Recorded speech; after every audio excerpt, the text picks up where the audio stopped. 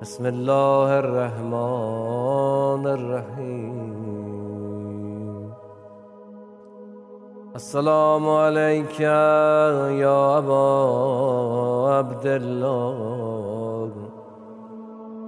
السلام علیک یا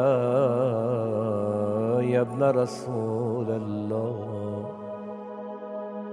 السلام علیک یا ابن امیر المؤمنین و ابن سید المرسلین.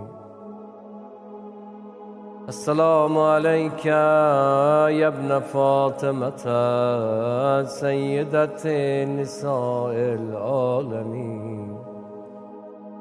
السلام علیک یا سار الله و ابن ساره و